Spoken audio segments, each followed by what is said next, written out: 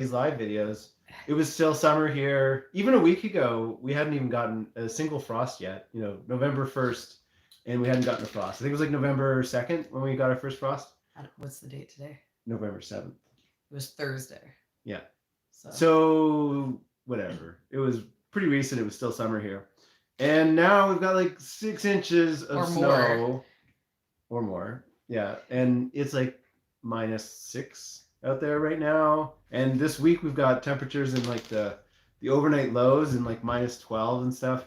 Honestly, the entire orchard that surrounds us still has like green leaves that are just like frozen in place now. You know, tons of trees still have their leaves, and now they're just kind of like frozen in place. Tonight, -13. Yeah. And tomorrow night, -60. Wow. That's like as cold as we get. Yeah. In the winter. Just right off the bat. Just starting cold. Here. The normals for this time of year is a high of 5 and an overnight low of -2. Yeah. So, not cold, -6 cold. in snow. But yeah, no, totally. Like someone saying Virginia is like warm, and like, you know, where Ian's family is in Ontario, it's like gorgeous. Mm-hmm. But the rule is kind of like whatever we are getting, they get the opposite. Yeah. So we're getting extreme cold, they're getting extreme warm. Yeah. Because it's like if the jet stream is going down over BC, then it goes down into the US, and then it brings like something warm up to the east coast of Canada. So we'd be getting Arctic stuff coming down, and then they get the warm stuff coming up. Or it's the opposite, where we get the warm stuff coming up from California or whatever, and then it goes up into the Arctic, and then it comes back down and it dive bombs Ontario with cold stuff. So kind of just like weather opposites at all times. You know what? Who cares though, right? It's not like we didn't already get all of our tulip bulbs planted and our daffodils planted and our peonies planted. You know, this can't affect us in any sort of way. The reason why the snow is a disaster, because we're in crisis mode. Yeah. These are actually, these aren't around the house clothes. These are work clothes. We were just outside in the snow trying to plant daffodil bulbs. This is medicinal. Yeah. Warm up from being outside. Serina is currently wrapped in a blanket. I was sitting in the snow, so my butt is still frozen. Yeah. But yeah, so the weather was so nice. It was like so warm, so beautiful. We were like working on flowers. We'd been spending like the last 2 weeks trying to pick everything out of the farm to get dried. For dried flowers. You know, gorgeous, beautiful. Weren't feeling the rush to get our 20,000 bulbs and our 400 peonies dealt with. And then instantly it was like, oh, snowstorm, major snowstorm, -1 million. So now we have a problem, because we now have to figure out how to plant all of our peonies and how to plant all of our tulip bulbs and all of our daffodils. What we were doing outside is we rented a trencher. Sorry, guys. We rented a trencher, and so we trenched a line along our fence line, which would have been a really simple job. But because it was in the snow, it turned into like a nightmare, because the trencher machine can't get traction at all. And the trencher is like a ditch digger. It's like a chainsaw blade that goes into the ground and like kicks dirt out. And it's perfect for digging deep, narrow lines in the ground. But so today we fought the trencher. A simple job turned into like 2 of us breaking our backs, fighting this big, huge, hundreds of pounds machine down the fence line. And then we were desperately trying to get our daffodils into this trench and buried before this cold weather that's coming comes. Because so the one thing about -16, I can hide inside for a day. I can survive, but -16 is cold enough that it's going to freeze the ground really hard. And if the ground is really frozen, then you can't dig holes in the ground to plant your daffodils. Um, and the daffodils are something that we're planting. They have to be planted deep because we're trying to naturalize them. With the daffodils, we're putting them all along our fence line. The grand plan was we put it along the fence line. Maybe it would prevent voles from coming in because the daffodils are like poisonous to animals, so animals don't eat them. Um, because we had previously done a trench and planted tulips along the fence line. And this last spring was the second spring. The first spring, lots came up. But this year, like 0 of them came up. And I'm pretty sure the reason is because voles ate them for the past year. So maybe having this, because a lot of our vole problems come in from the neighbor's orchard. They live in undisturbed ground there, and then they come over in the winter when they get hungry because they run out of things to eat, and so they come eat all the things at our house, all the things that we leave in the ground over the winter. Um, but yeah, so those, because they have to be naturalized, we have to get them in the ground. We have to get them in deep. And so, this trencher is great for quickly digging a ditch, but it's not necessarily great for trying to like dig frozen hard soil. Like it's just not going to happen. So we got the trench done and we got over half of them in. But now at this point, we've hit this weather where we can't do anything, and it's going to be really cold for a week.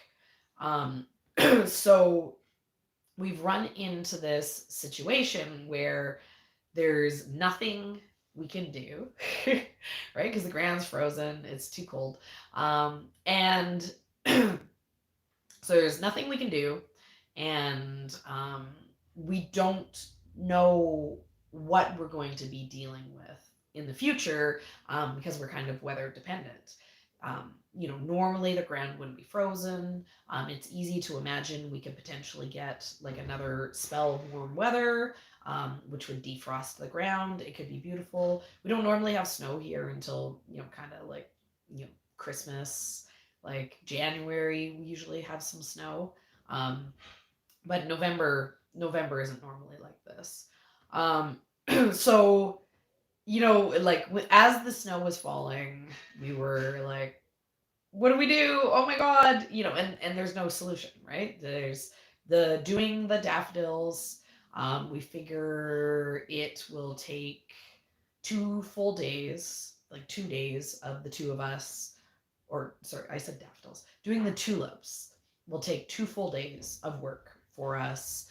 We also need to buy some supplies. We need to get some wood on hand. Doing the peonies, we have all these peonies we need to plant, but before we plant the peonies, we actually have to prep the ground. We hadn't, we'd been like, oh, we really need to get to that since the summer. Yeah. And it didn't happen. I've done some work on it because the beds, normally all of our beds are 50 feet, and we're prepping a new area of the farm, and it has 50-foot beds as well. But we have to use up so much like permanent space for the peonies that we are doing 75-foot beds. And so I've got the 50-foot part of it all prepped up with, like I tilled it and I got all of the trees out of it because there's, this like, there's this Chinese elm tree that has this really long taproot that is just like so hard to dig out. And so, it's like a lot of work to get that area all cleared. But there's still 25 feet more of it. And it's got some piles that I made with like skid steers when I've rented skid steers in the past. There's one pile and it's kind of like a mixed rock dirt pile. There's another pile that is like a part of our big kind of like compost pile. That's basically just all the veggies and all the green matter that's like come out of the farm. I just pile it up in one big pile, and that pile has to be shifted for the 75 feet. So there's kind of like a 25-foot section that was going to be a lot of work, and it was kind of like next in line. That's where I was gonna shift my next focus.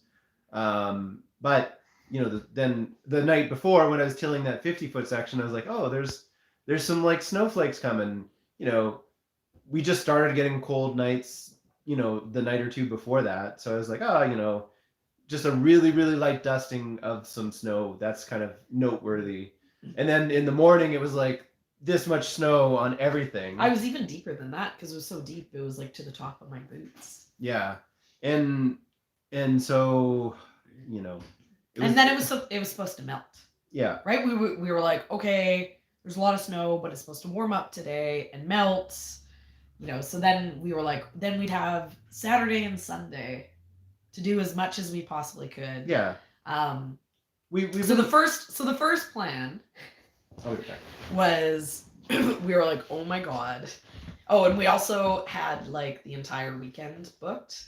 We had activities planned for the whole weekend. So we were like, okay, we'll just like cancel everything for the weekend. Like have like 2.5 days. And the first plan, and I laugh because this, like I saw someone in the comments, but the first plan was Ian was like, you know what? I'm just gonna till the snow in, right? He was like, it's fine. We have the tiller. We'll just till the snow in, and we'll, it's just water, right? Because it wasn't super cold, so it was wet and slushy. He's like, we'll till it in. We can keep working the soil. The soil's not gonna be frozen because it's warm. So he fires up the tiller and he brings the tiller down because we're like, okay, yeah. If you can prep the peony bed, we cancel all of our plans. It'll take a day to do the daffodils, and then like we'll just work instead of working 8-hour days, we'll work like 16-hour days, and we'll just get this done. So he takes the tiller, he gets it down, and then he starts tilling. And like I was in the house getting some stuff ready to come down to start getting prep work done, and he's like, yeah, no, like the tiller like doesn't have traction because there's so much snow. The tiller doesn't have traction, so I can't actually till. Yeah. So we're like, okay, there's nothing we can do. And then it was like, okay, well, it's snowing. And it was like snowflakes like this big. Like, can't see. It's like white. Like, Ian, where are you? Like, so much snow. And it's like, well, the weather's saying that it's going to warm up enough in 2 hours that it'll turn to rain. So, like, maybe it'll start to melt. And then it was like an hour later, and it was like even more snow. And it was like, and then, like, it was like, yeah, no, it's not warming up. It's not turning to rain. Yeah. It's staying snow. And and like, yeah, disaster. But like the thing, like I wanted to like talk about this. Yeah. First of all, because it's like funny to Yeah. complain about our just classic, right? Like we get behind the schedule, and then like, then the weather comes to like kick us in the butt and be like, you guys, you unorganized people. But this is farming, right? Like being busy doing something else. Yeah. And then the weather doesn't cooperate with you. Like this is farming. Like this is what it is. But the other thing about farming is there's always like 20 ways to do something. Yeah. Right? So, the one thing that I think, isn't, you don't necessarily think about it as like a skill that you need to be a farmer. Like I wouldn't necessarily put it like on the list for essential skills. I'd be like, good back, lots of money. You know what? Like crazy. Like those are essential like farmer skills. No, the ultimate farmer skill is farmer fix. Which is kind of what this is. This is kind of a farmer fix. Okay, but like one of like an important skill is the need to be flexible. right? Because if you make plans, something's going to happen to destroy your plans. That's just how it is. So you can't be set in your way. You can't be like, when my plan gets disrupted, like if your plan's getting disrupted is going to cause a lot of stress for you, then you're going to be a ball of stress for your entire life if you're a farmer, because like every day is a story of, you know, your plans getting interrupted. Yeah.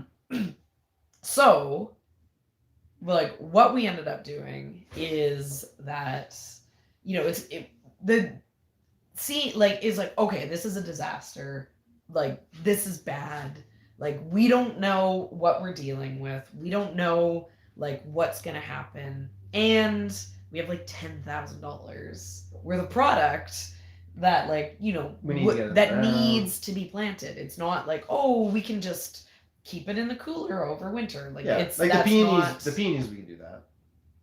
Not in the cooler, but Yeah. But so the way we broke down the problem was like, what are our options here, Mhm. right? You know, the funny thing is, I'm sure if we were to list off our problems, like 300 peonies, the ground to plant, the ground to prep, and 300 peonies to plant, 4,000 daffodils to get into like a 300-foot trench, and 15,000 tulips to plant in I'm raised beds. I'm sure most people would think that the biggest disaster is the tulips, but like we're not stressed about the tulips at all. Yeah. Right? The tulips were like, whatever. Like I was excited like, to get them done right away, but we're still going to be able to do them no matter what the weather does. We can do the tulips because we have special plans for the tulips. That's it. I'm leaving them hanging. I'm like, I don't know what you're talking about. Well, we're gonna okay. They're not special plans. Well, we're putting them in a raised bed, and then. But that's not special plans. That's just like... That's more than digging up a trench, and then we're gonna. So what that was the plan all along. Yeah, and then right? we're gonna get it's compost. not like a secret. We've been talking about doing this since the spring. Well, maybe they didn't watch those videos. So the plan all along for the tulips is that they're going to be in a raised bed, with compost. So that, like, it does involve some digging because we need to dig down a little bit to put mesh down before putting the raised beds down. Because I don't want to buy a foot worth of wood. I only want to buy 6 inches worth of wood because wood is expensive. Oh, thanks so much. Oh, thank you. No snow here, but lots of rain. Where are you? Your picture's snowy. Yeah. I didn't try with the name. I normally am like, oh, here's the name. But I was like, no, that one is too hard for me. So we can get the compost. It can still be moved. So we need to dig down a little bit, but like worst case scenario, we don't. Yeah. Right? For building raised beds, if there's like a foot of snow, I told Ian, I was like, we'll just get the snow blower and we'll like blow the snow off of the farm and like put the raised beds down, like on, you know, put the mesh down, put the raised bed down. We bought, because we were getting ready to do yeah, we were gonna do it this week. Yeah. So we had bought the compost to have it to fill the raised beds. But with the weather so cold, it might freeze. And if it's frozen, then like I'm not gonna throw chunks of compost ice on. But worst case scenario, it's compost. We always need compost. So just because we have a pile of compost that freezes doesn't mean like, oh, it's a problem. It's like, whatever, it's there. We can use it in the spring when the snow melts. And like compost is still available. So we could always just order another dump truck of compost, get it dropped off, and then it wouldn't be frozen. and we could just use that compost in the same day before it freezes up at all. Boom, like raised beds, like tulips in, super simple. Like that, the tulips, I was like, you know what, whatever, tulips isn't a problem.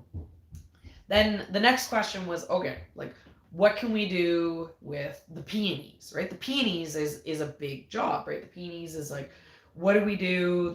These peonies, the ground isn't prepped. It's really difficult to like dig these bigger holes. It's not like just a small plug that we're dealing with. We need a whole plant.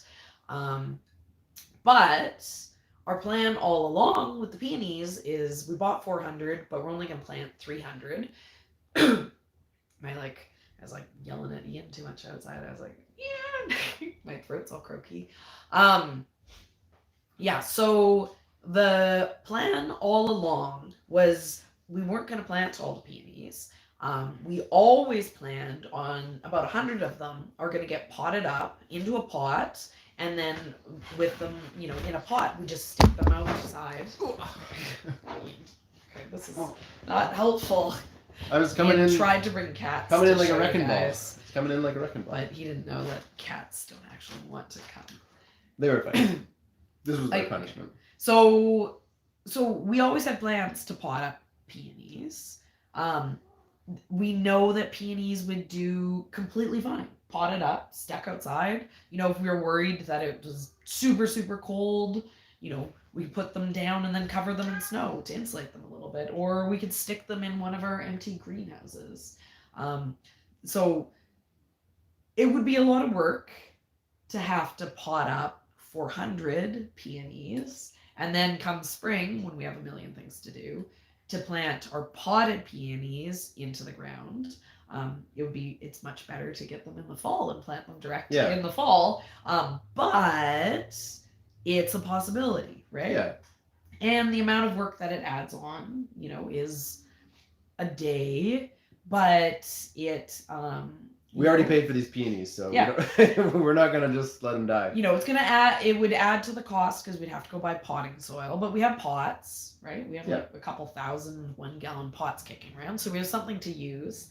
And it's work we could do inside, right? Yeah. Get the potting soil, do it, done.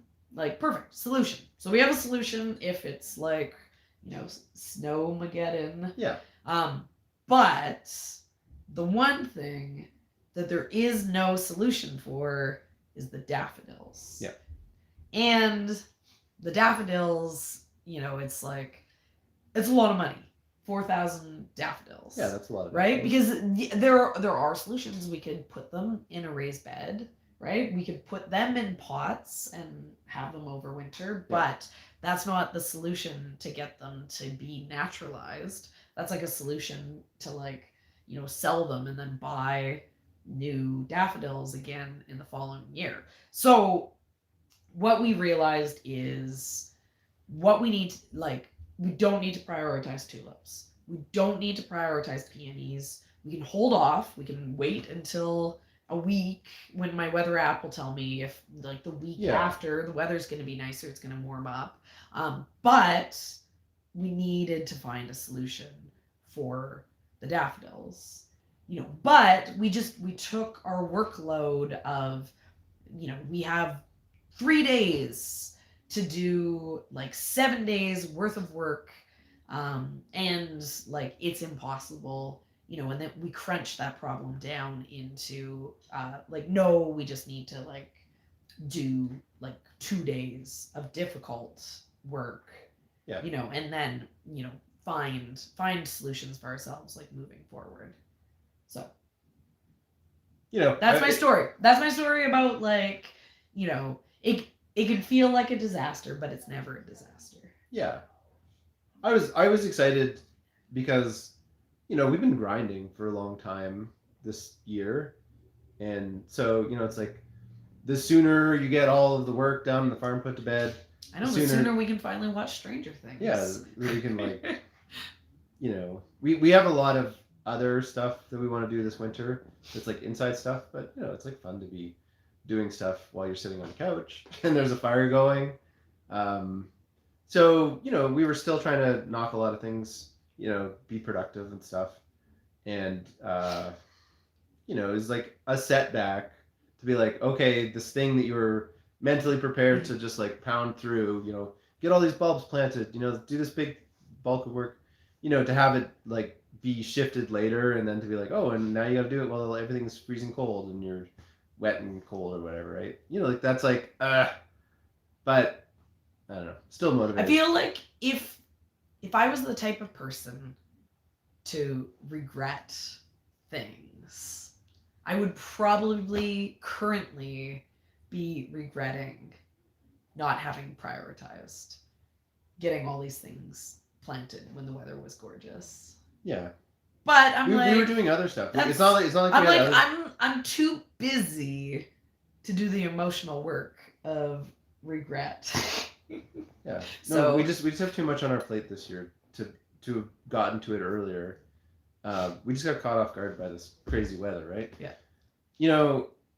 We're both kind of like riding up. I think we're like 2022, get out of here, and we're like getting all excited about 2023 because the farm I think is really going to take some like huge steps forward next year, and that's like really exciting for us. We both can see the farm becoming like a profitable business now.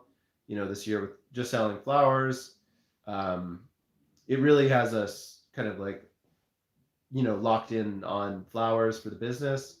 But we're both like fans of Team Veggie, and so like we're like, well, we'll just like make more time for veggies next year, and then instead of going through the stress of like trying to like sell the veggies, we can just like donate them, and then we can feel good about that as well, and so we can you know the farm's going to be like gorgeous next year because there's going to be that whole area that was like field is going to be you know it's going to be farm now, like a whole other section of 50-foot beds. There's like 40 50-foot beds in there. That's a lot. And then it's going to just clean up the rest of the farm, and and it's fun to think, right? Because so when we started the farm, we had a 5-year plan, right? And it was like, what do we want to do? Like, we have 5 years. This is what we want to achieve. This is what we want to do. We want like to kind of make the workload manageable. So we need this large time frame to like, set these goals. And part of that was to get, by year 5, the goal was to have all the farm like prepped, right?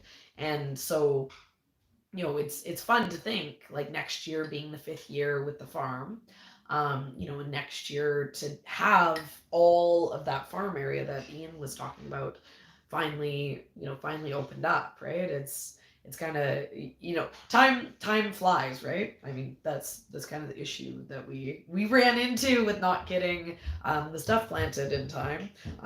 The fall flew faster than we expected it to, and we didn't get the work done. But at the same time, it's all those years of work that we've been doing have also just zipped by.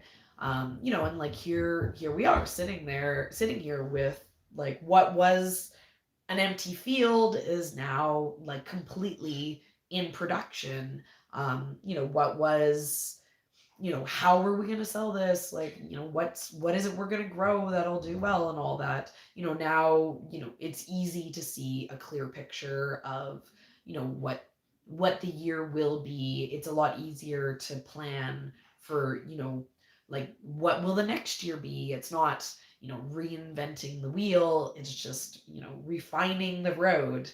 And so, it's really exciting, right? It's exciting to, there's lots of things we could do.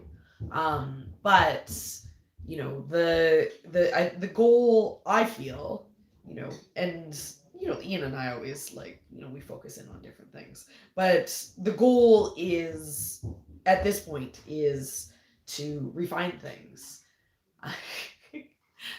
see Jennifer. So Serina, are we going to talk about how incredible the ad was, right? Yes, we will. We will definitely talk about that because I got an exciting email this morning about maybe more ads, and so I've been like talking to Ian all day, like, oh, we can keep the story going.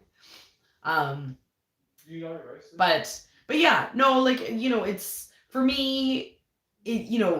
The more everything is getting refined, the more we can give attention. There's so many of these things that people want us to give attention to, and we agree. We 100% agree, right? People being like, "Oh, you should do this," and it's like, yeah, totally. Like that's on the list. It's just down at the bottom of the list, and there's a lot of things that have to get checked off before we can get to that. Yeah.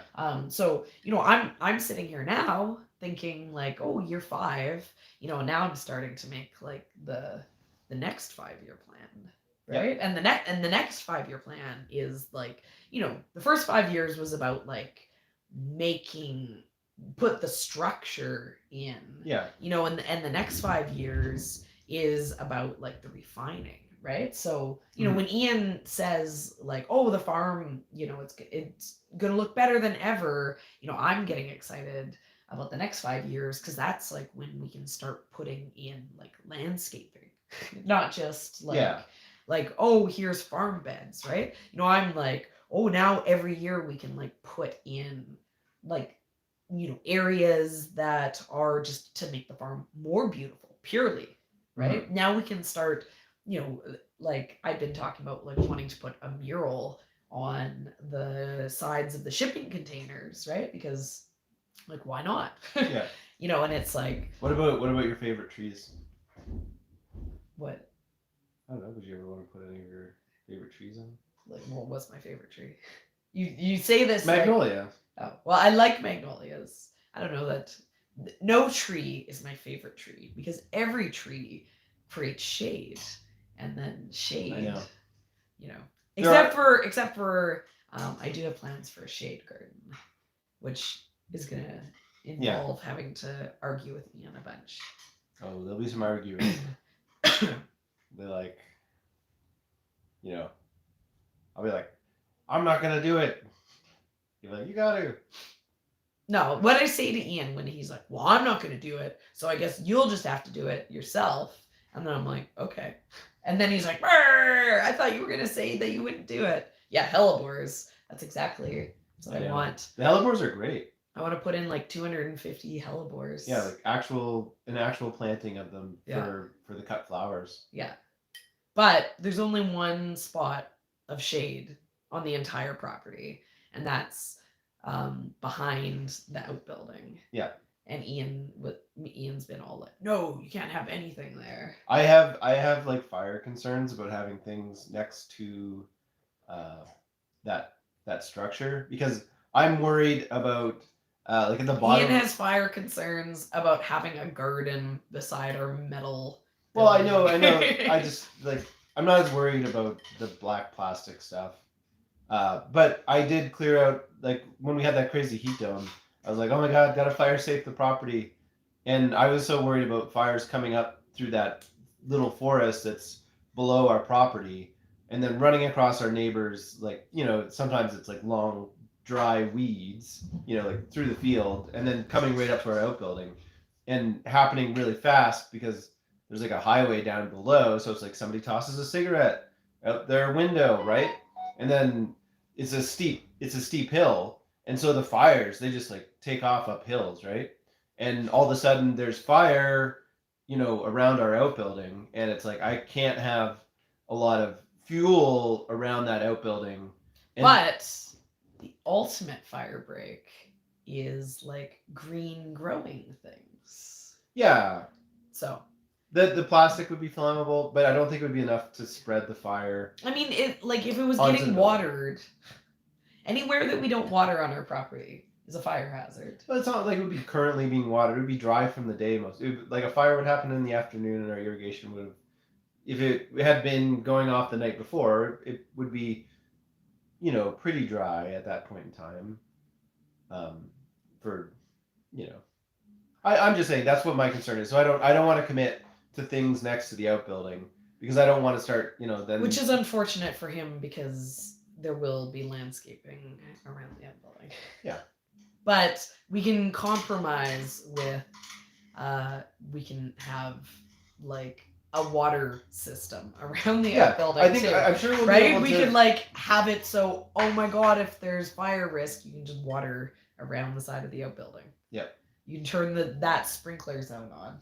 Yeah, and Right? we'll be able to come to a solution. It's just that before we used to have like junk piles. No, and I piled agree, up right? there. Like we had like, do you want to stack hay bales like Well, along a fire line? what we had is we had all these 1-gallon pots that we still have around the farm, but I just had the pile up against the building, right? And so if that plastic, it's just like a big wall of plastic, if it was hot and that got going, then that would definitely burn all the way into the building. So that was when I was like, okay, yeah, and there's no reason there's no reason that the plastic had to be stored there. Yeah, so I'm like we're on the same page, right? Yeah. Like we live in a fire risk area, so like we are we are serious about fire, but you know.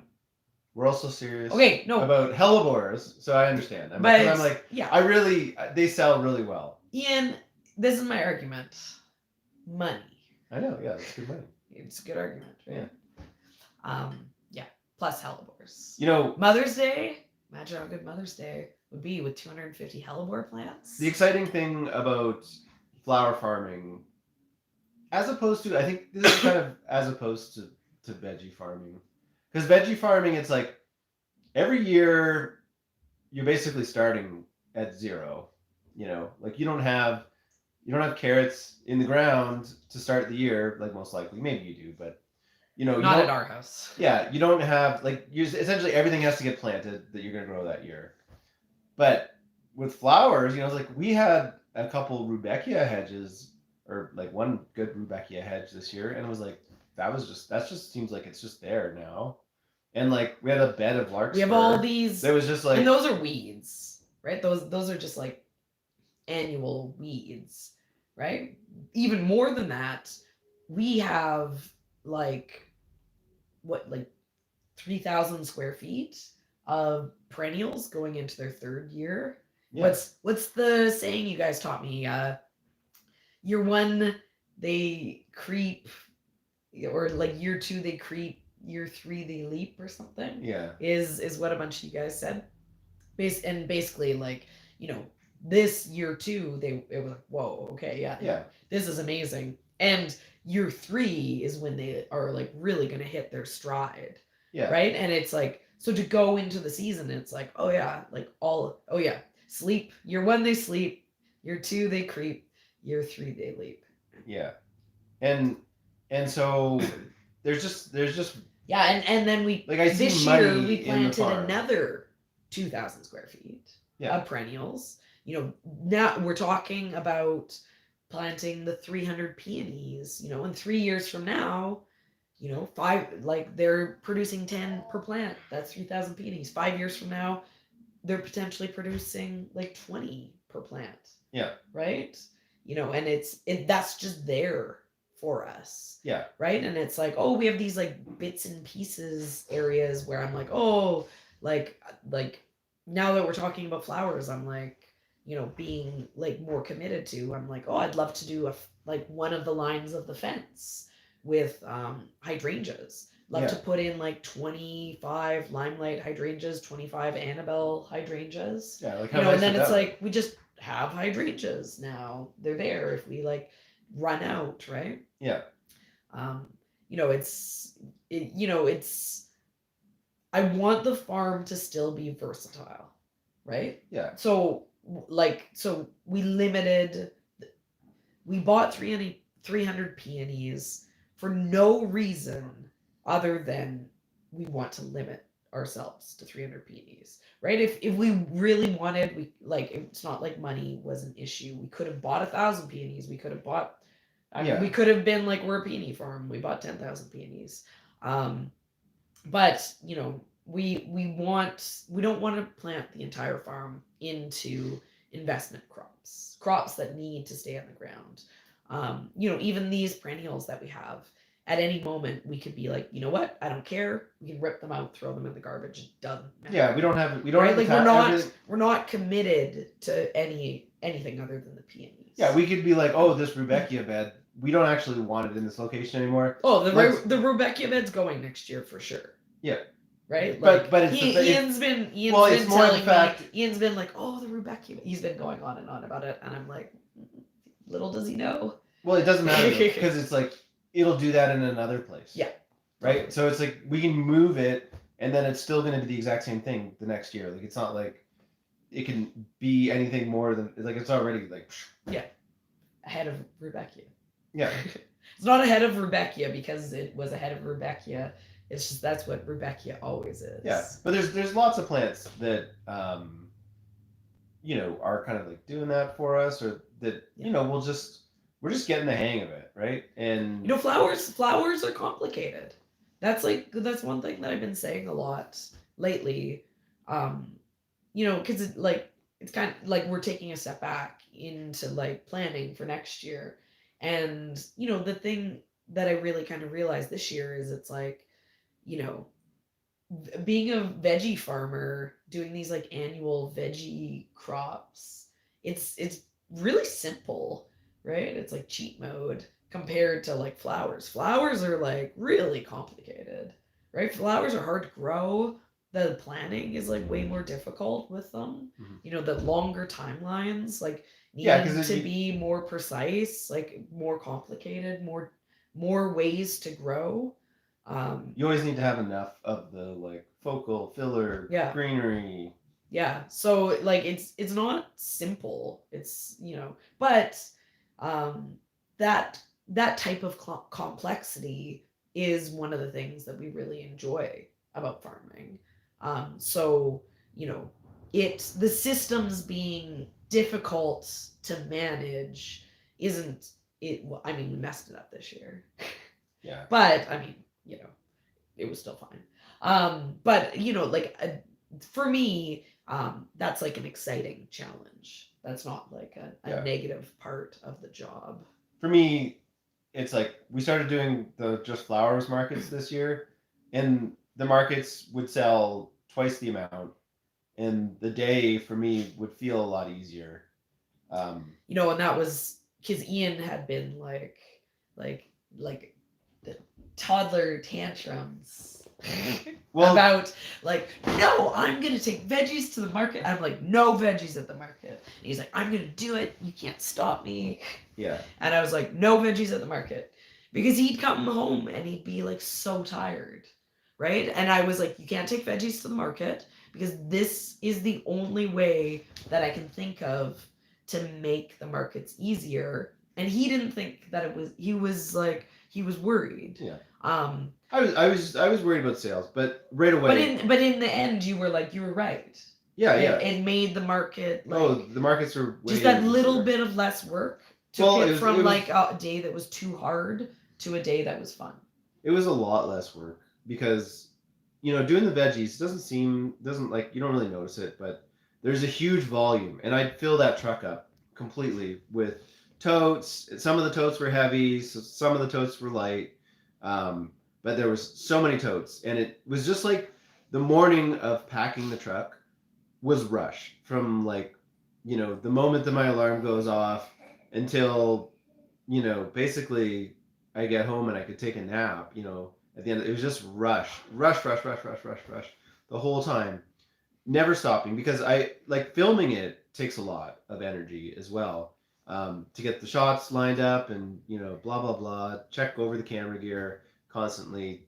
So I was running into being so tired from those markets. Now the flowers, it's like I could pack my truck up in the morning in like 45 minutes less time easily, and it was really easy. It didn't have the heavy stuff, so there wasn't even any of the like strenuous part of it. So it was like all of a sudden I could get to the markets in the morning. I could sleep in a little bit more, and my morning was chill, and I was never like stressed about time, and I always had a little bit extra time to. And an hour later in the morning, is a big deal Yeah. when it's like the difference between getting up at 4 and getting up at 5. Yeah. And then at the markets, like I never made change hardly at all, right? Almost everything was a $20 sale or a $40 sale or a $60 sale or an $80 sale. You know, and like this is like, because I've come to the market a few times this year, you know, and when I come down, Ian like goes to the bathroom and goes and walks around and gets some lunch and stuff. So I usually man the stand. And because I've sold all through like all the years, right? So I've done the veggies.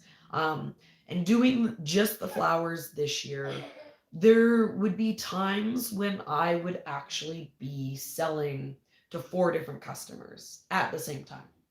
I'd have like two people over on the other side of the stand, and then I'd be like standing over here, and I'd be talking to someone, and then there'd be someone along the front, and I'd be able to be like, oh, here, let me grab that down for you, and like having a conversation with someone, you know, and servicing those 4 customers, taking bills, you know, typing in the card sales, Yeah. which the card sales actually like take time. So to be able to be like have 4 customers on the go, you know, and they're like, you know, that could be like $80, that could be $120, and it could be done in like 5 minutes. Yeah. Um, And people, when you're selling veggies, because of the way we had our pricing, we had like, you know, 2 for $5 deals, we had 3 for $5 deals, trying to, you know, up the amount that people bought. And so people, they understood that there was deals. Not always did they understand exactly what was what. So they'd usually say, "Are you keeping track for me?" And they'd be like, "I'm gonna grab some of this and some of that and some of this and some of that." And so you're kind of like, "Yep, yeah, totally." Or they'd be buying like a $3 item and they need change. Yeah, but they wouldn't be like, "Oh, here's the money." Yeah. They'd be like, "I need change for this 10," and But you're trying to count someone else. Yeah, you just have a running tally, and you kind of like, and you'd be like, okay, that's like $18 or whatever, right? And so you had to pay attention to one customer while they were doing that kind of thing, and then, you know, like making change, you're digging around for change, you're finding bills. It's just things that take time. And with the flower farming, it was like, there's none of that. There's $20 bill. Thanks. Totally. Thanks for the 20. Everyone right? knew the math. Every now and then, you know, somebody would have a 50 or 100. Oh Also no! easy Like I got to a make big, change and I for. got, you know, just here's some bills, right? And so I actually, because one of the other things about me at the market is sometimes I'm like, especially when we're having a bad day, I don't really want to leave the stand because I don't want to miss any potential sales. I'm like, I'm there to sell, so I'll be like, I gotta go to the bathroom, but I don't want to because I don't want to, you know. So that's when somebody comes and then they walk away, and you know, so I don't really like leaving the stand unless, you know, basically I'm a sellout. And which you never are, because you always because you always dried have flowers. But I thought you were talking about with this year. with the flowers. Are you telling me that you're leaving? Leaving the stand. You asked me to go buy vegetables. That's like leaving the stand. But I don't always do it before the market starts. I don't always. Well, that's when sales are on then too. That's when a good time is for I sales. meant you need to like clone yourself and send your second Ian to go do shopping for me. So, you know, like sometimes I'd sell out of fresh stuff, and then I'd be able to go walk around the market and, you know, like talk and relax But not 2023. Because we're gonna bring more. Because we're gonna have more. Yeah. So you'll never sell out. But then that's fine because, you know, we'll be going for bigger numbers too, right? But even with that, like, but I can still come and visit. Yeah, it'll still be a more chill experience than doing the veggies at the farmer's market. It'll still be easier. No, totally. Okay, we need to talk about the ad. Because everyone wants to talk about the ad. Because the ad is hilarious. And so Ian, I was like, Ian, we're gonna do this ad. This ad was Serina's idea. I was like, Ian, we're gonna do this. Concept. We're gonna do this ad. We're gonna like put on this outfit, and I'm like, and then you're gonna like go in the lake with your clothes on, and you're like pop out of the water. And he was like, I don't know what you're talking about. And I was like, What do Well, you mean you don't know what I I'm know talking about? of the cliche, but she was He, referencing. no, he did not No, know. obviously that's a cliche to come out of like that's like a shot that's in shows. I obviously know that. Okay, But she was- say your words. I know it's a cliche, but I didn't get the reference. Yeah, no, I didn't. Which get the is reference. proof 'Cause that he didn't. That it's like Well, you were referencing Pride and Prejudice. Colin Firth. Colin Firth. Pride and Prejudice. So we Obviously. we YouTubed it. So I was like telling him, I'm like, you're gonna come out of the water with like your clothes, and your white shirt's gonna be all see-through. And it's gonna be like scandalous, and I'm gonna be like, oh, and he's like, I don't know what you're talking about, and I'm like, oh, like the BBC, like 1995, Pride and Prejudice, Colin Firth. So he's like, I don't know, like, and then I was like, oh, meme, like GIF, like Darcy Pond, and I show him, and he's like, doesn't mean anything to me. Well, I've never seen it. And I was like, get out. It doesn't matter because everyone who watches the channel is a middle-aged woman like me, and they will get it. Yeah. And so then he was like, we'll see. No one ever gets your jokes. But then you guys were all like, Colin Firth, and he was like, okay. I'm impressed. He was like, apparently I was the one who didn't get the joke this time. Yeah. But it was fun, Joe. But yeah. And the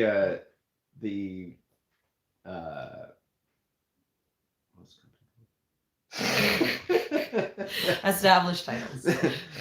they like okay. They like the ad so much. No, okay, but like they offered us. We need a little bit of explanation. I do all the ad stuff. I'm the one who like manages the ads, and I'm the one, like, I do all the communicating with the companies, and I'm the one who like writes the ads and like does all the scripts, and so Ian like legitimately like doesn't know any, like, other than I'm like, there's an ad in this video, so at this point in the video I need you to like leave a space for my ad if he's like editing an ad. So like he doesn't know anyone that we work with because I'm the one who does it all. Yeah, but they're like, oh, you guys want to make 4 more ads? Oh yeah, no. So we got a message today, and like it's not like we're still in communication. Yeah, we haven't. But they're like, oh, like the company wants to book you for 5 more ads. before the end of the year, before Christmas. And at first I thought it was like before like in 2023 they wanted 5 more ads, and I was like, oh yeah, definitely, awesome. Yeah. But now I'm like, oh, like that's a really short timeline. But all day I've been like, okay, and then the next thing I'm like, we'll make a standalone video, because I bought a green screen at one point. I'm like, we'll do like the ball.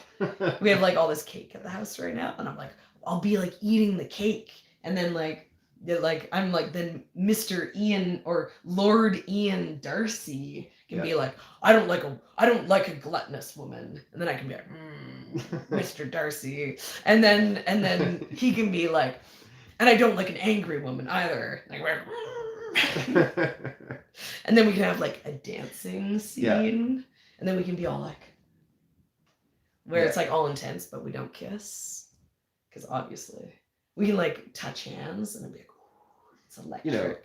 I really like the like, ever since I became a lady part where you're like, it feels like my life is like a fantasy. Everything has changed. Everything has changed. But like the concept of like, and then you can go into this like fantasy sequence. It gives you this like segue to like fantasy world in like a gardening video. I'm like, yeah, that's cool, right? So, for sure there's going to be more like, assuming that it goes through. I'm assuming that we'll figure something out that works. Yeah. I was like, we need like Chris, because it's all snowy. I'm like, if we do it, we have to like, we'll spend the entire week while we can't do any of the gardening, like filming all this like Christmas, like snowy footage, and then we can like have them all. But yeah, I mean, basically a lot of the times we like do ads so that we can like, we're like, oh, it's our chance to like make a joke.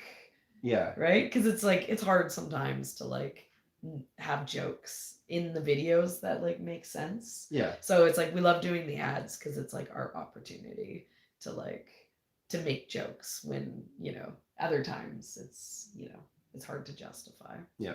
But yeah. But you should tell them about how cold it was. It was very cold. The funny thing, so we filmed it. It had been like gorgeous, and then it got cooler, and so the lake was like really cold. Yeah, and this was when the nights were pretty long too. Yeah. So if we were planning on doing it, and it was gonna be like a hot sunny day. And like if we did it just a couple days earlier, it would have been like way more pleasant. But it ended up the day that we filmed being like a cool, like cold day. Yeah, and we were running because we've been busy people, so we had a very narrow window to do it, and we were like, the weather was going to turn some more, and we were like, oh my god, we need to do it now, otherwise we're not going to be able to do it.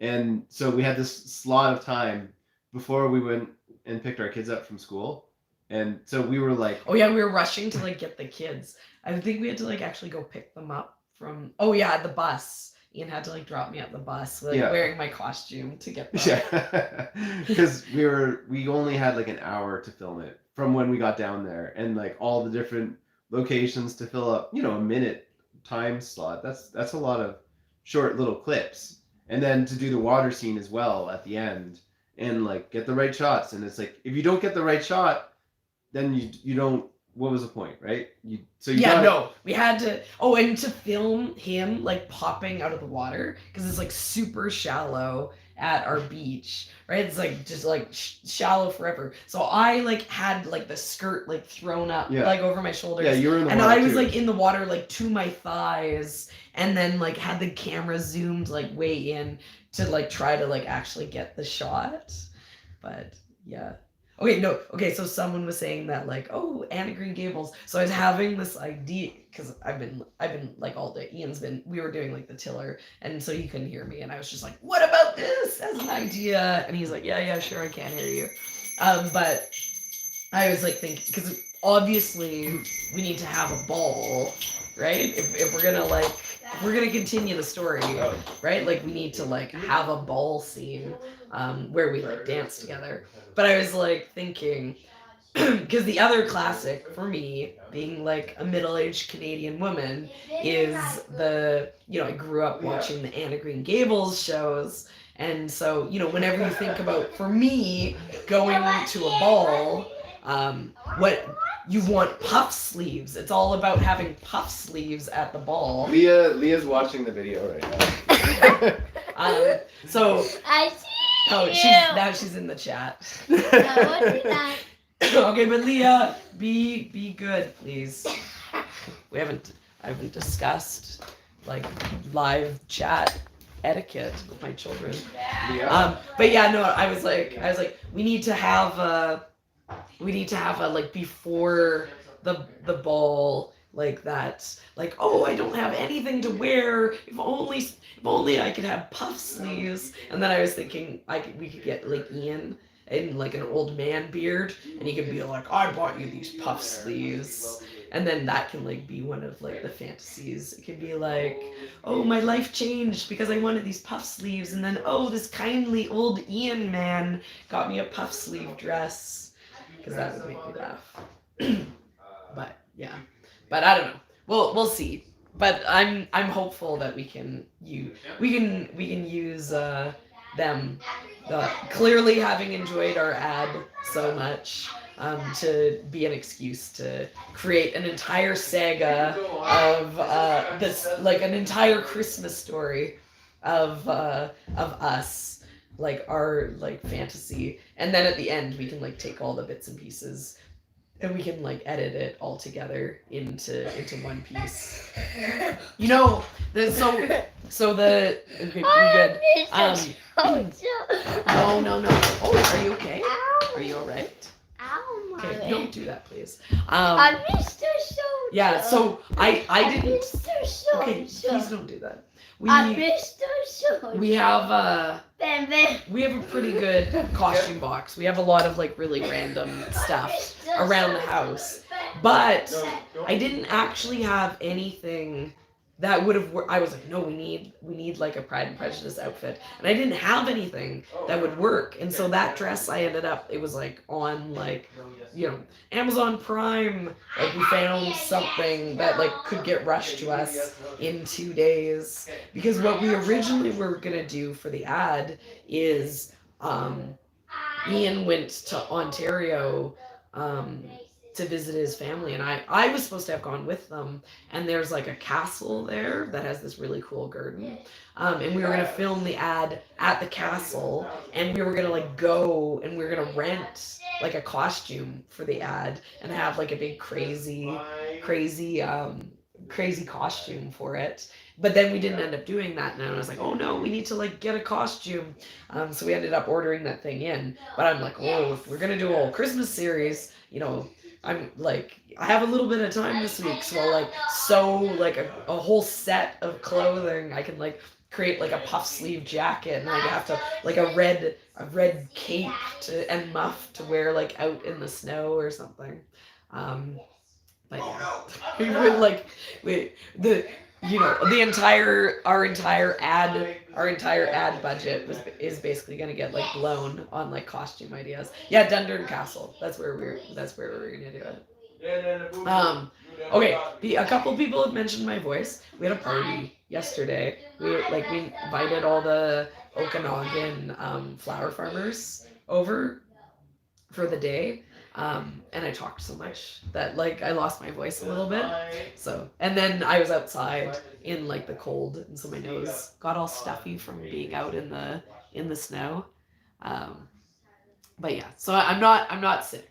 I've been gabbing too much and yelling over loud machines, silly video ideas to Ian all day today too, which doesn't help. Okay. We're at an hour. I can't go super long because we have a bunch of kid stuff that we need to do tonight. But let's do a little bit of questions. Yeah, I partied too hard. I talked about flowers all day Sunday, and then I'm talking about flowers all too much with you guys. Okay. So there were some questions there. I'm trying to remember them. Okay, I'm like, oh, all the comments, you guys are distracting me with all these great ideas. I'm gonna have to go back and look at them to get ideas for that. Someone was asking about like daffodil varieties. Excuse me, sorry. I didn't buy any specific varieties. I basically just bought a mix. There's a few things that I bought by variety name. But I didn't buy them by variety name because there was any specific look that I wanted.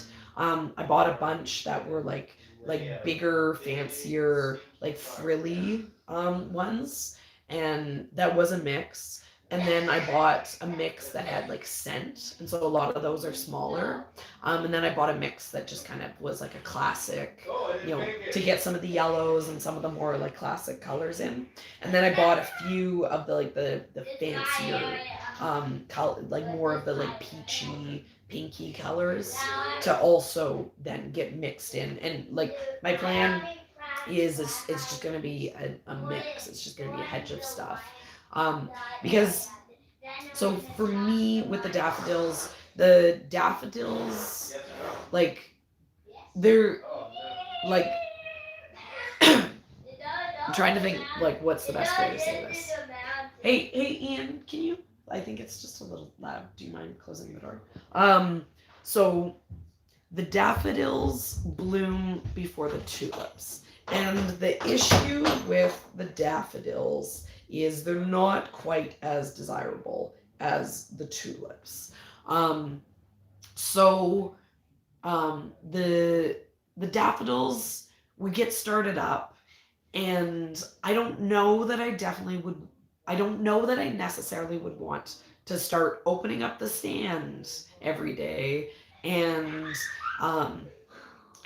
going to the farmer's market with just daffodils. I think that it might be a little bit of a hard sell.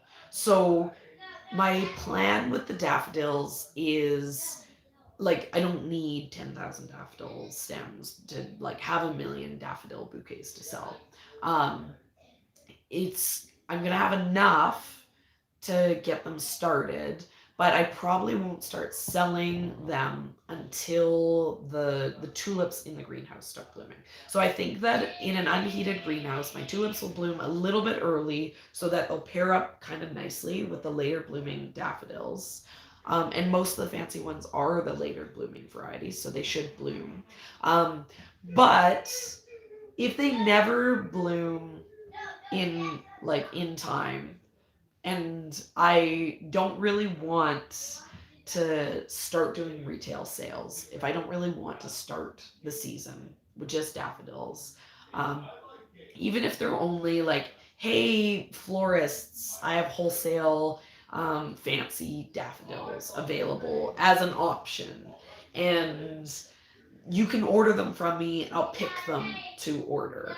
And if no one orders them, then they just stay along my fence line, bloomed and pretty. And we, as in the YouTube videos, are the only ones who enjoy the daffodils. For me, that's still enough. So I didn't do a ton of research into like, oh, these are the varieties that florists are looking to buy. These are, a variety that's going to sell really well. I wanted a mix, basically. That was a very long-winded answer to, I don't know what varieties I have. Okay. Okay. You know what? I should just go back because there was a couple of really good questions. Okay, here's one. Are you thinking of hiring next year? So the plan is, and this is something we've been talking about all year, but we only really talk about kind of this more like how the farm works stuff in these live videos. So like I know that, I mark them clearly with live, so people are, I'm like these are the secondary content. The prime content.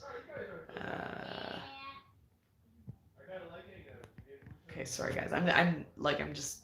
We talked so much, and I'm getting distracted yet again by joking around about the thing. Oh yeah, that's another good one. Something about having a trailer. Oh, and the sunflower Steve, the Baptisia. What was the question I was answering? Lose my mind, lose my head if it wasn't attached. Like completely gone. Okay, let's quickly answer the Baptisia question. So the Baptisia that I got from Sunflower Steve, hiring him, thank you. This was its second year, and I thought I killed them all. All the ones that I planted, because we had all that heat wave last year. It was a really bad year. So I thought they were dead, but they came back and they were actually really healthy. And I think that next year, kind of year 3, is going to be the year that my Baptisia is finally going to be able to be harvested. And the person who was commenting was saying like the flowers are pretty, but it's the leaves. That is the thing that is really desirable in them, and that's how I feel about them too. So I'm really excited for next year to have them as a foliage to cut. And this year I had actually bought another 100, so I have an entire 50-foot bed of Baptisia planted in the blue, not the yellow. I'm really excited about the yellow that Steve sent me. No, he doesn't ship to Canada because when he sent me he was like, oh, you want some of that Baptisia? I was like, yeah, Steve, but it's like illegal to send seeds across the border. And he was like, oh, really? And so then he's like, I'll smuggle them to you. he was like, oh, I'll put them like in a padded envelope, and then maybe they'll make it. And it's just if they find that you're sending seeds, they just throw them in the garbage. So I don't want anyone to send me anything valuable just in case it doesn't make it. But yeah. So Steve smuggles smuggled seeds to me a few times. Okay, I'm gonna answer the employee thing, because like I've seen comments about it. But first, would we ever get a trailer for the farmers market? And the answer to that is, at this point, probably no, because so we were really worried about bringing flowers down to the farmers market because we knew we wanted to have twice as many flowers as what we were sending in past years, and we were maxed out for flowers we could fit in the inside space of Ian's truck. So we were worried about like the wind of whipping the flowers around in the back of the truck. But what he ended up doing was he just put them right up against like the I don't know what truck things are called, but yeah, right up against the cab. That's the word, right? And then he put the bins of the dried flowers kind of stacked, and he used that to like shelter the flowers and make like a windbreak. And we had no issues with that. But we bought a canopy frame. We bought this like truck frame, and the idea of it is that you can put ladders on the back of your truck, or you can do whatever. But we bought it in the spring because I saw it and it was like on sale, and I was like, oh, this would be a perfect solution. And the plan is that I'm going to like make a canvas cover for these frames to basically turn the back of the truck into like a covered wagon type back, which would shelter any flowers in it from wind damage while he drives them down to the market. And we never had to do that, but we can do that for getting a little bit of extra space for going forward. And I don't think we'd ever need more than that, right? Because we were bringing up to $2,000 in his truck, even without that. I think that with those extra things, because kind of the biggest flower day space wise would be Thanksgiving, because the bouquets are quite large at that time of year. So like to bring $3,000 down to the Saturday market for Thanksgiving, where we could sell a lot, or even to bring $4,000, I think we'd still be able to fit that in the truck. So I don't think that we'd need to bother with a trailer. The only reason why we would maybe get a trailer is if we started to do markets that were hard to maneuver the truck in, and then we'd get a really small trailer and we'd basically like drop the trailer and hand wheel it, because we saw someone at one of the markets who has a small trailer, and they do that so they don't have to park their truck to unload. They just drop their trailer, and then it's so small that it like sits easily. So that's the only reason why I think we'd maybe invest into a trailer, but it wouldn't be like a big thing, basically. Okay, employee. And then I probably have to go because my voice is legitimately reaching its limit, and then I need to rest it for a couple days. Employee. Okay, so all year, pretty much, once we saw, so we had an employee last year. She wasn't quite full-time. She was kind of like 3 days a week on average. And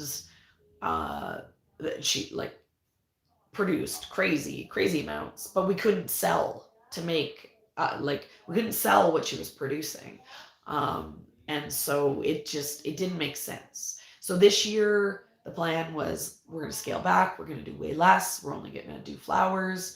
It's just going to be the two of us. But because we don't have to pay the cost of an employee, we can do less and sell less and make the same amount of money. So that was the goal going into this year. The goal was to do $50,000 in sales, which was more than what we did last year. I think last year we only did like 36 in sales or something. I'd have to go back and watch the video where you break it down. But the plan was sell the same amount without an employee and we make more.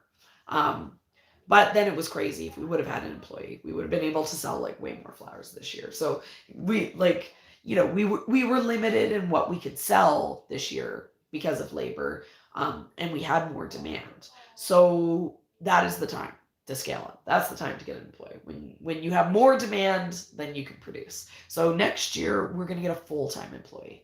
We're gonna get someone who comes in like 5 days a week. I don't know, fingers crossed that we find someone.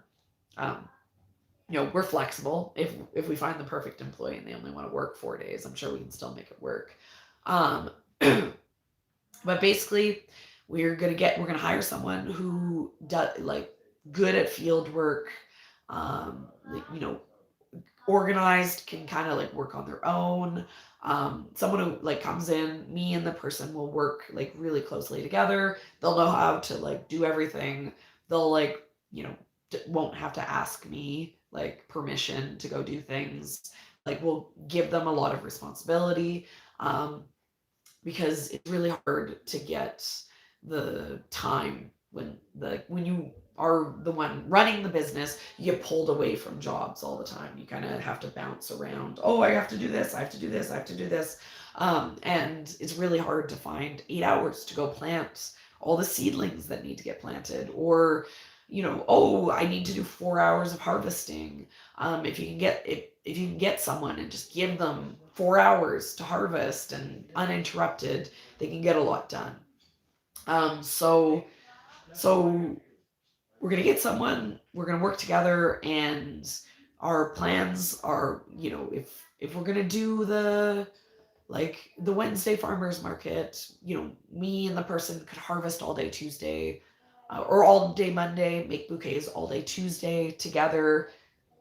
Don't it's done, right? It kind of have these built-in structures, and then rather than it being like, oh, I worked a 4-hour day this day, but now I have to work a 12-hour day the next day because just the way the work lays out. I could, if instead of that 12-hour day, the employee's working 8 hours no matter what. So, for me to make that 12-hour day happen, it's only 4 hours of my time along with the employee. And, if I actually come in and I do 8 hours, the two of us together, we now have 16 hours to devote to that 12-hour day. So now we can do way more. So that's the goal. We'll start looking for someone kind of like late winter, bring them in, and if everything goes really well, like I don't know, maybe we'll do a Christmas season. I don't know, right? I have to stay somewhat flexible, but we have a budget. We're gonna get an employee. It's going to not just be someone to come in on Fridays to help with the Saturday markets. That's kind of like a Band-Aid fix. Like it was my friend Heather coming in this year, like total lifesaver. She saved my butt. Because every time she came, a couple hours is like, oh, I worked till 3, but the couple hours that she did, it's like, well, it would have been like me working till 5 type thing. And, there's a big difference between that. So yeah, so we're really excited about having the employee, because basically we have two more than full-time jobs, right? Even though we don't do a lot for the YouTube videos, we do spend, probably 50 hours a week on like the content creation. And so, that's like one of us, all of our time, right?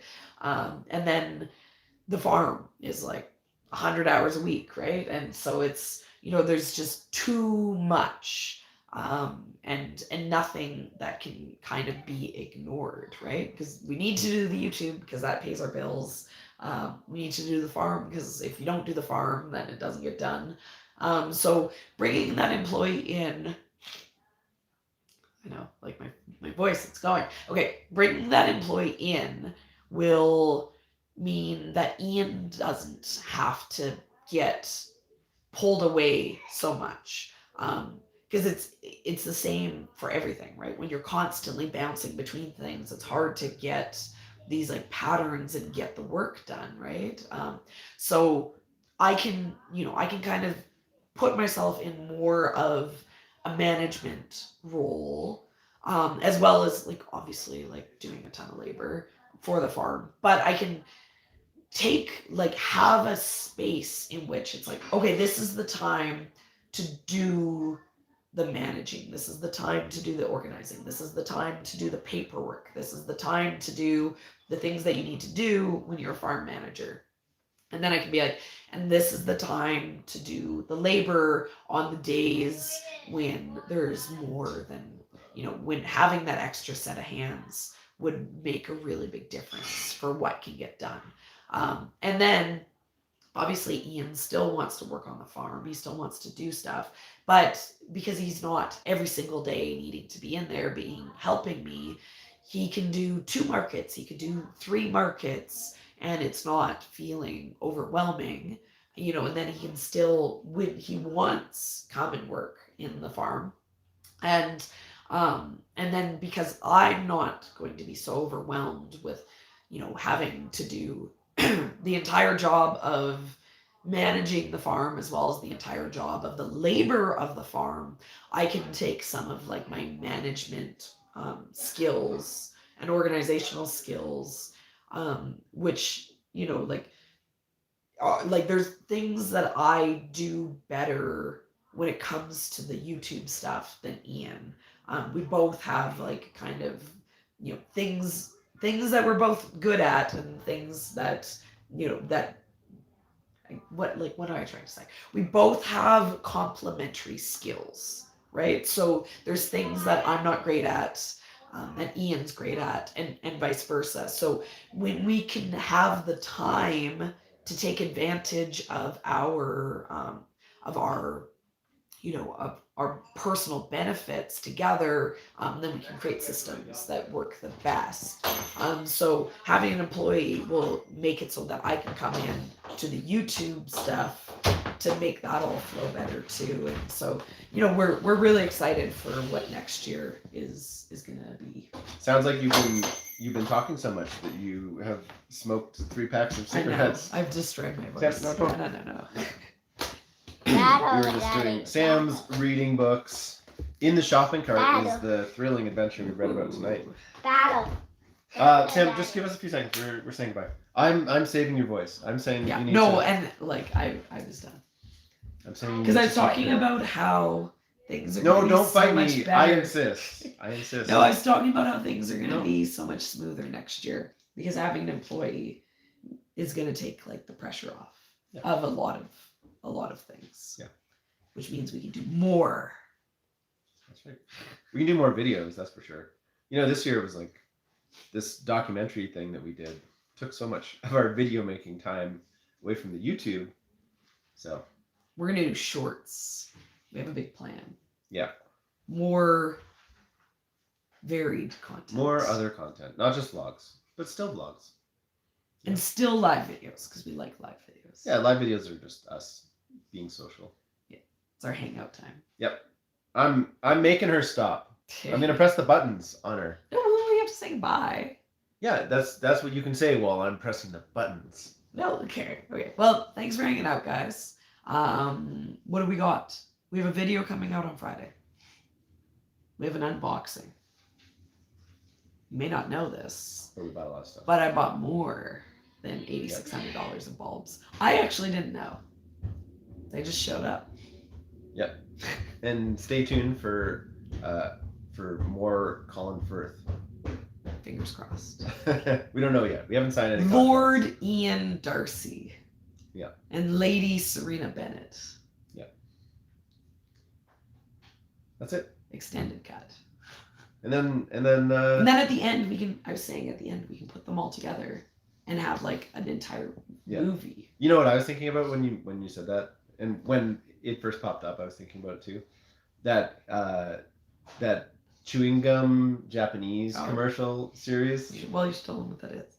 There's like a chewing gum ad that was hilarious and was so funny that people in The internet. the internet started talking about it, and it got to like somebody like What is it, like compiled it all. long man? Yeah, and it's like Long this man. gum that's like I don't know 4 feet long or something like that, and they make this joke that's like there's always this guy who's kind of in the distance, and coming into this lives and kind of being between this like woman and this man, and Yeah, their romance. but he's But then long man is there. And just, yeah, and it's got this hilarious song, and somebody compiled all the commercials together, and would it's you like remember the end? yeah, I remember the end, but I don't know if spoil it. I don't think anyone's gonna go look. No, I'm not gonna spoil it. No, tell them. No, I'm not gonna Okay, spoil whatever. It's And- really good. You should look it up. and Long man. it compiles into like Asian commercial. There's your Google search. 3 or 4 minutes of commercials that are just hilarious all in a row, and I was like, oh yeah, I can see us compiling that. But anyways, we gotta go. All right, thanks, Serina guys. needs to take one more pack of cigarettes. Sam, stop. Not actually. Not actually.